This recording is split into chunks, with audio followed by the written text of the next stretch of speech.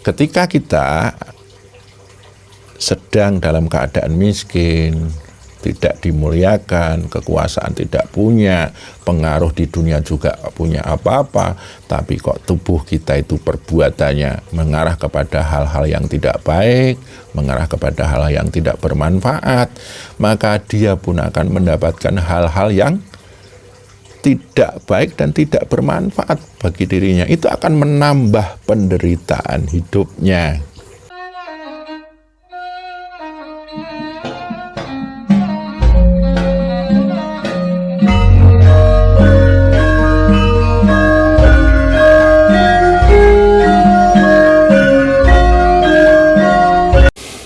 Saudara-saudaraku yang saya muliakan, ketika napas ini masih bersemayam di tubuh kita, itu menandakan bahwa diri kita itu masih diberi kesempatan oleh Allah untuk tetap hidup tinggal di dunia ini, menjalani dan mengarungi kehidupan dunia ini.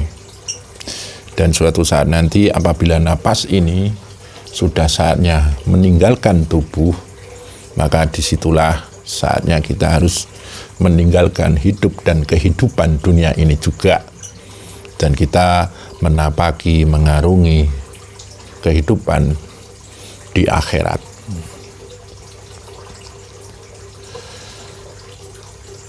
Kita tahu dalam ilmu martabat 7,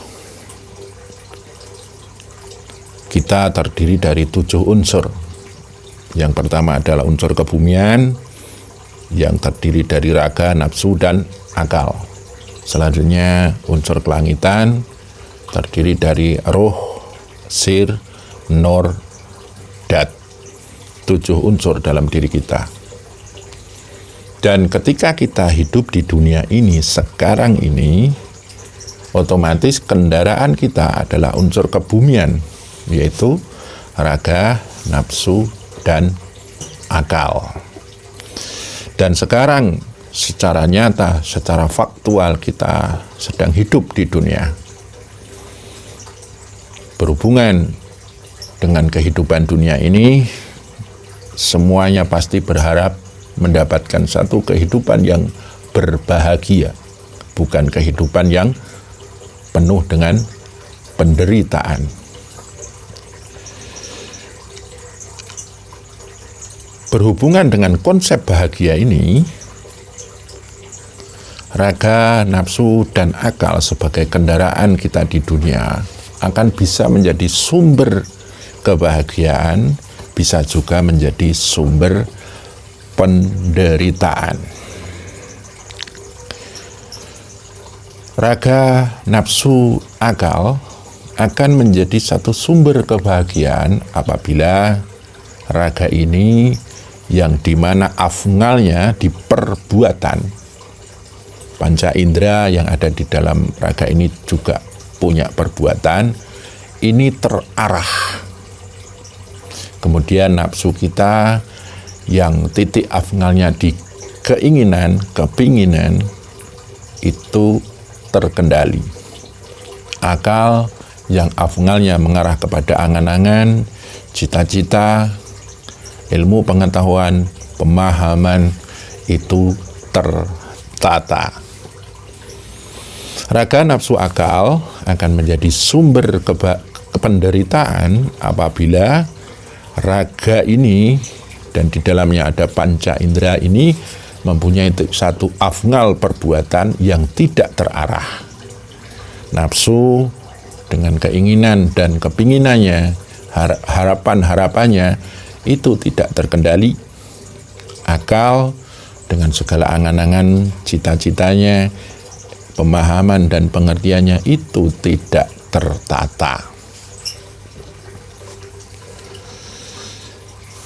Di dalam nasibnya, manusia ada yang kaya, ada yang miskin, ada yang dimuliakan, ada yang dihinakan, ada yang punya kuasa, dan ada yang kuasanya kecil, bahkan mungkin di dalam kuasa orang lain.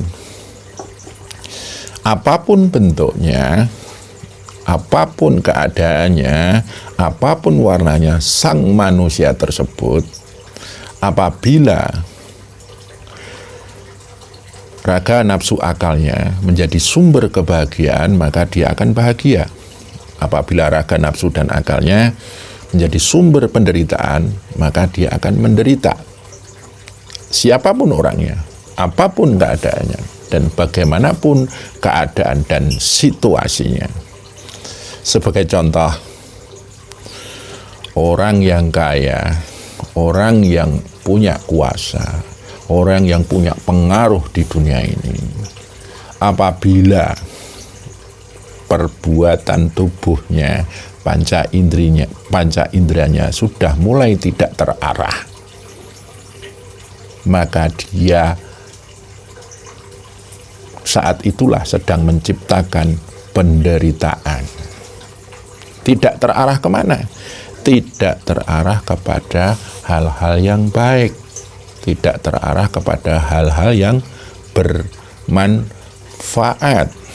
Karena kalau kita semua ini tingkah lakunya tidak terarah kepada hal yang baik, tidak terarah kepada hal yang bermanfaat, maka kita akan menemukan akibat dari perbuatan kita, yaitu hal-hal yang tidak baik pula, hal-hal yang tidak bermanfaat pula. Itulah benih penderitaan. Dan apabila seseorang itu yang kaya, yang mulia, yang punya kuasa dan punya pengaruh di dunia ini, perbuatannya baik tubuh dan indranya itu mengarah kepada hal-hal yang baik, mengarah kepada hal-hal yang bermanfaat, maka dia sesungguhnya sedang menabur benih-benih kebahagiaan. Karena perbuatan yang baik akan menemukan akibat yang baik. Perbuatan-perbuatan yang bermanfaat akan menemukan manfaat dalam dirinya. Lebih naif lagi, ketika kita sedang dalam keadaan miskin, tidak dimuliakan, kekuasaan tidak punya, pengaruh di dunia juga punya apa-apa, tapi kok tubuh kita itu perbuatannya mengarah kepada hal-hal yang tidak baik, mengarah kepada hal-hal yang tidak bermanfaat, maka dia pun akan mendapatkan hal-hal yang tidak baik dan tidak bermanfaat bagi dirinya. Itu akan menambah penderitaan hidupnya. Alangkah baiknya bagi orang-orang yang kebetulan hidup tidak dalam keadaan kaya, berkecukupan, tidak punya kekuasaan apapun, tidak punya kemuliaan apapun, perbuatannya itu mengarah kepada hal yang baik-baik, mengarah pada hal-hal yang bermanfaat, maka dia akan menemukan kebaikan-kebaikan, manfaat dalam hidupnya. Dan ini dikumpulkan pelan-pelan, maka dia akan bisa lepas dari yang namanya kemiskinan, ketidakmuliaan, dan mungkin dia bisa merubah hidupnya dan tiap hari akan membuat satu perbaikan dalam hidupnya. Itu dalam hal raga. Dalam hal nafsu, ini juga nggak pandang bulu. Sekaya apapun dia, semulia apapun dia pegang kuasa apapun dan pengaruh apapun, kalau nafsunya tak terkendali, keinginannya, kepinginannya nggak terkendali, disitulah dia sudah menyentuh yang disebut benih-benih penderitaan. Dan itu kalau diteruskan, maka penderitaan itu akan lama-lama tumbuh, berbunga. Nah, muncullah bunga-bunga penderitaan.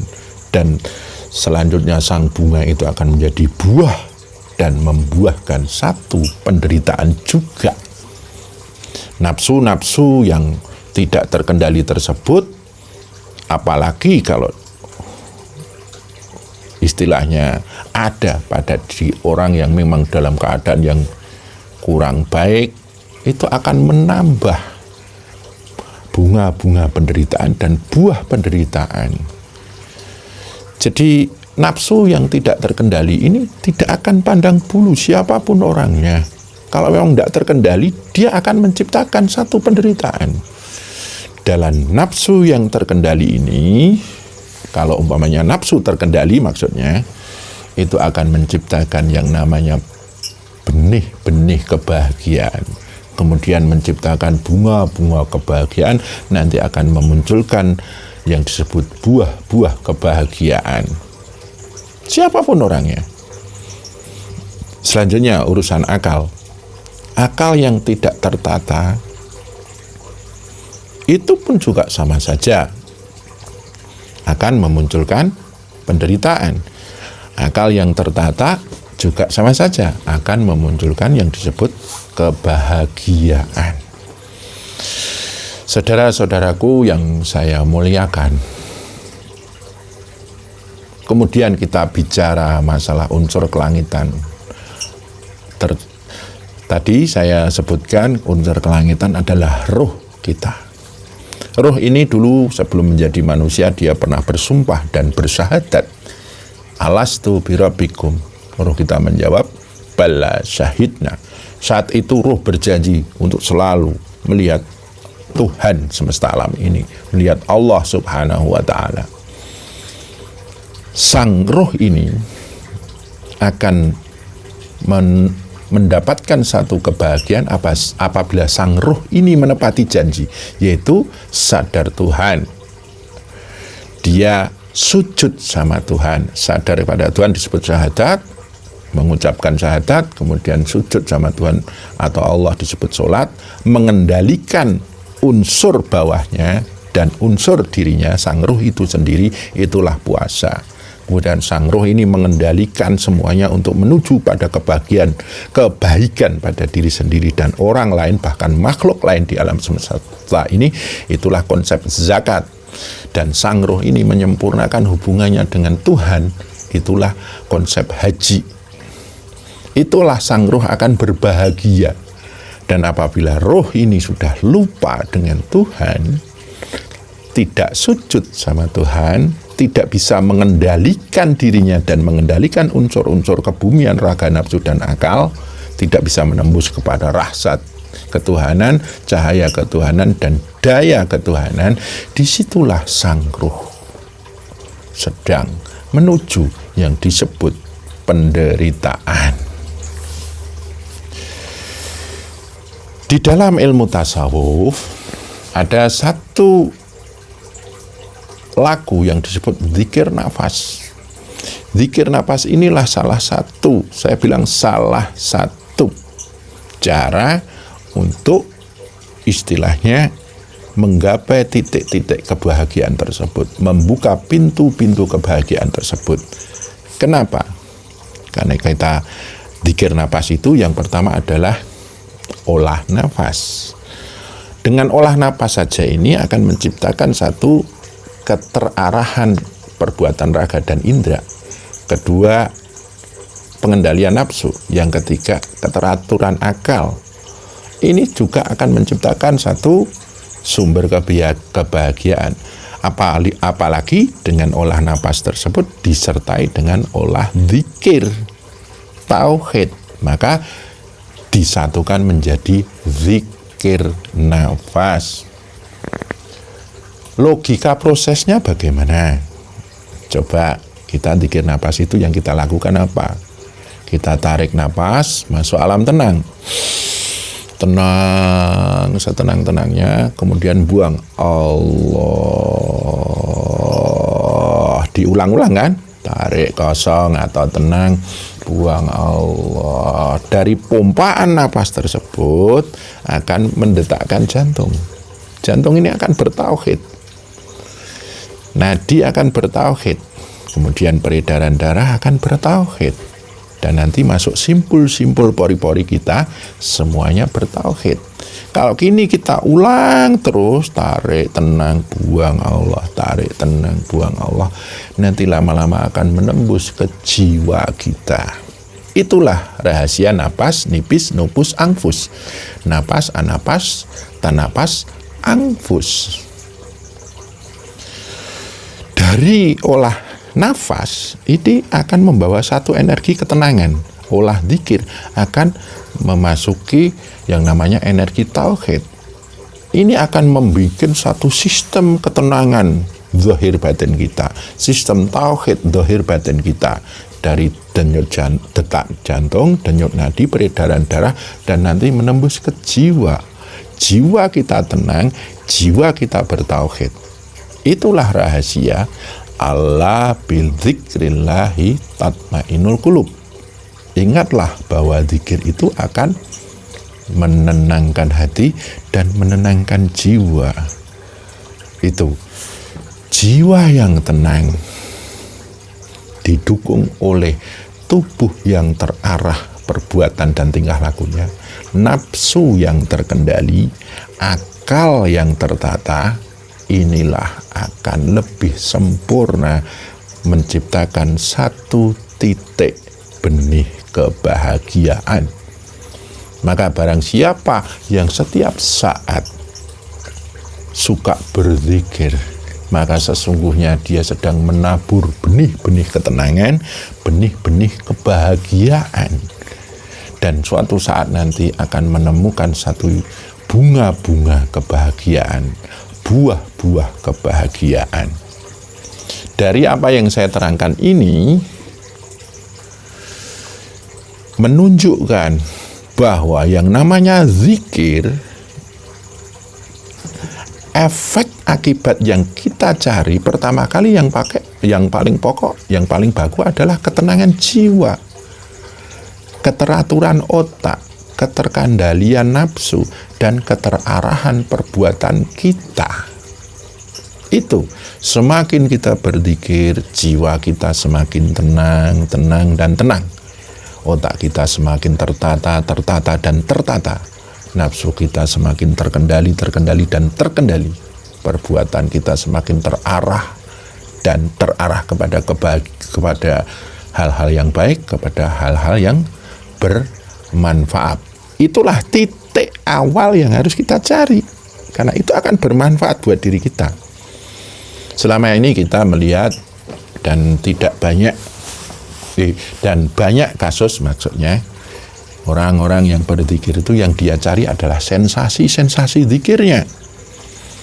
Ya itu nggak salah, boleh ya, ketika kita berzikir ada satu sensasi yang luar biasa, bunga-bunga zikir ya, bisa melihat sosok ini, sosok halus, sosok gaib, bisa melihat cahaya ini, itu nggak salah. Tapi itu jangan menjadi satu batu pijakan untuk alasan zikir kita. Zikir kita itu titik tembaknya adalah menegakkan tauhid, menjaga syahadat, dan mengolah itu semua agar bisa menenangkan jiwa, menata otak, pikiran, mengendalikan nafsu, dan mengarahkan perbuatan-perbuatan kita. Dan akhirnya membawa jiwa kita minal zulumati ila nur, dari kegelapan, kegalauan, keresahan kepada cahaya pencerahan. Banyak sekali kasus orang berzikir, dia bisa melihat ini itu, merasakan ini itu, tapi dalam kehidupannya sehari-hari, dalam alam nyata, hatinya tidak tenang, jiwanya tidak tenang, pikirannya tidak tertata, nafsunya tidak terkendali, dan perbuatannya tidak terarah kepada kebaikan dan kemanfaatan. Karena dia hanya mencari sensasi, bunga-bunga zikir, wardah zikir. Mereka terjebak dalam halusinasi.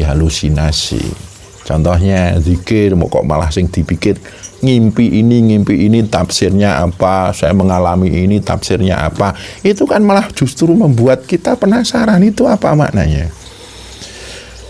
Hasbunallah wa ni'mal wakil, ni'mal maula wa ni'man nasir. Cukup tauhid, cukup Allah yang kita cari. Sebab kalau kita mencari selain Allah, itu namanya kufur. Seperti itu. Dan mohon maaf, ketika kita menemukan satu sensasi, kita membuka penglihatan pada alam-alam tetangga, alam-alam ghaibiyah, setajam apapun pandangan kita, setajam apapun mata hati, mata batin kita, dengan hal-hal yang tidak nampak pada orang-orang biasa. Tapi kalau dia tidak menemukan Allah di situ, hakikatnya dia adalah buta.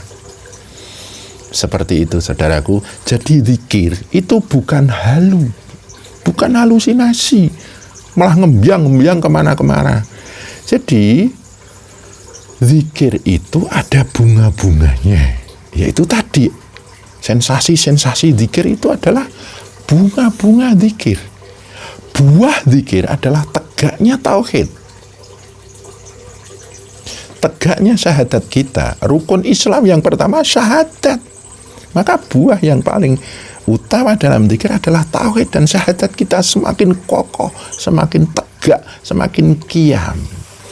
Buah selanjutnya dalam diri kita adalah ketertataan pikiran, keterkendalinya nafsu, dan terarahnya perbuatan zahir, batin, cipta, rasa, karsa kita. Itulah buah-buah zikir. Jangan hanya mencari bunga-bunga zikir. Semoga ini bermanfaat, dan kurang lebihnya saya mohon maaf. Matur nuwun.